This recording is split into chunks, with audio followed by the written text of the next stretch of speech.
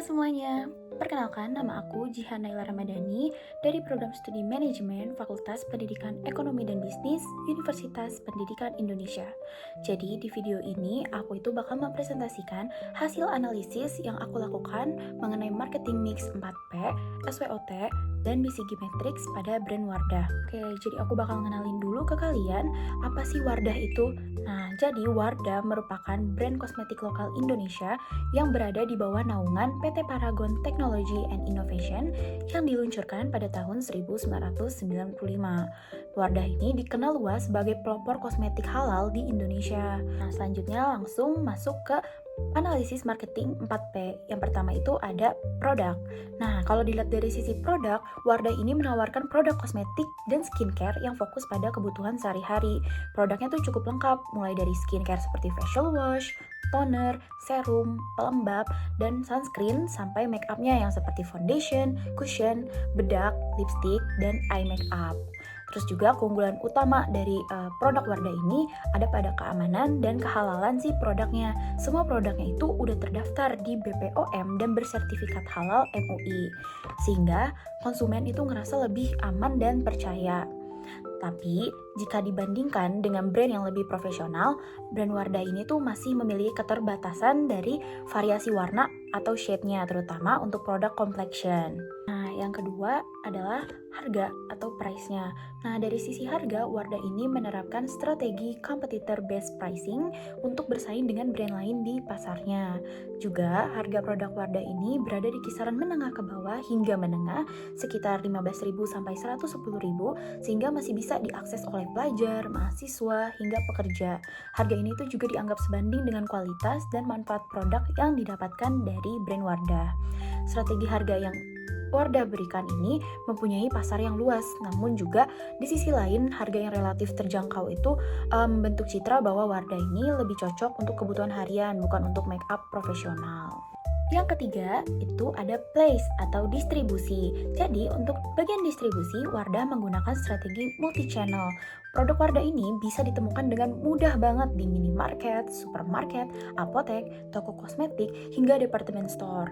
Jadi selain itu juga Wardah juga bisa nih hadir secara online melalui official store-nya di berbagai e-commerce.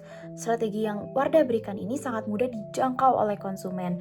Kedepannya, Wardah masih memiliki peluang untuk mengembangkan strategi omnichannel supaya pengalaman belanja online dan offline itu bisa lebih teratur lah atau terintegrasi. Nah, yang keempat adalah promosi atau promotion. Jadi dari sisi promosi ini, Wardah tuh nggak cuma fokus untuk ngejual produknya, tapi juga membangun kepercayaan dan kedekatan dengan konsumennya.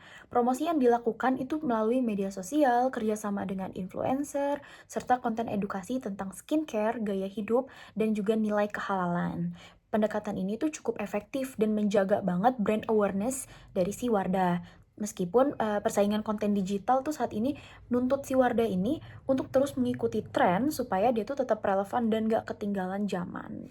Oke, yang selanjutnya itu ada SWOT. Jadi berdasarkan analisis SWOT, SWOT strength, weakness, opportunities, and threat, kekuatan utama Wardah ini tuh terletak pada citra merek halal, kepercayaan konsumen, serta jaringan distribusi yang luas.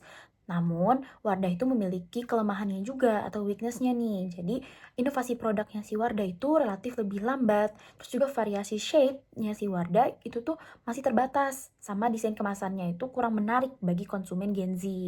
Dari sisi peluang atau opportunities, itu pasar kosmetik halal di Indonesia terus berkembang, ditambah dengan meningkatnya minat terhadap produk lokal dan penggunaan media sosial sebagai sarana promosi. Sementara itu, untuk ancamannya atau threat-nya dari Wardah datang dari persaingan brand lokal baru yang lebih agresif gitu dalam inovasi dan promosinya, serta masuknya produk impor dengan tren yang cepat berubah.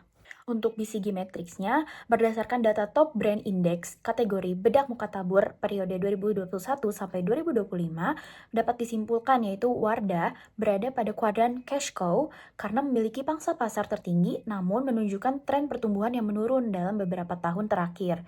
Terus, aku tuh ngebandingin dengan brand Maybelline.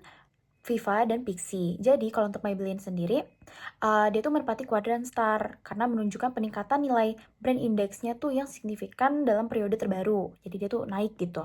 Nah, untuk brand Viva sendiri, dia tuh berada pada question mark karena memiliki pangsa relatif rendah dengan trennya tuh yang fluktuatif. Nah, yang terakhir itu adalah Pixi, jadi dia ini berada pada kuadran dog karena memiliki nilai top brand index yang rendah dan juga pertumbuhan yang nggak konsisten. Setelah tadi kita sudah membahas beberapa analisisnya, mulai dari marketing mix 4P, terus juga SWOT, sama BCG Matrix-nya, aku mempunyai beberapa rekomendasi strategi yang bisa dilakukan oleh Wardah. Yang pertama, dari sisi produknya dulu. Jadi Wardah ini tuh perlu meningkatkan inovasi seperti pengembangan produk hybrid makeup skincare, terus juga penambahan variasi shade, terus juga serta pembaruan desain kemasan supaya terlihat lebih menarik bagi generasi muda. Selanjutnya, dari sisi harga, Wardah itu sebaiknya tetap mempertahankan harga kompetitif, tapi juga bisa menambahkan strategi bundling produk dan juga program loyalitas pelanggan.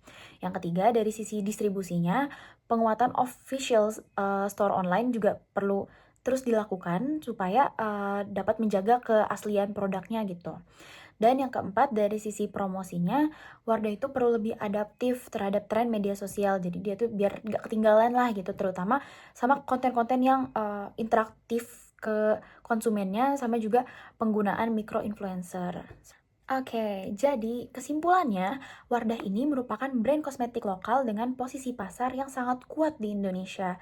Wardah ini juga unggul dari segi produk yang aman dan halal, harga yang terjangkau, distribusi yang luas, sama promosinya yang membangun kepercayaan para konsumennya. Namun, agar tetap kompetitif di masa depan, Wardah itu perlu banget untuk terus berinovasi, mengikuti tren pasar, dan juga menyesuaikan strategi pemasarannya dengan perilaku konsumen yang terus berubah. Sekian analisis dari saya, kurang lebihnya mohon maaf. Terima kasih, bye-bye.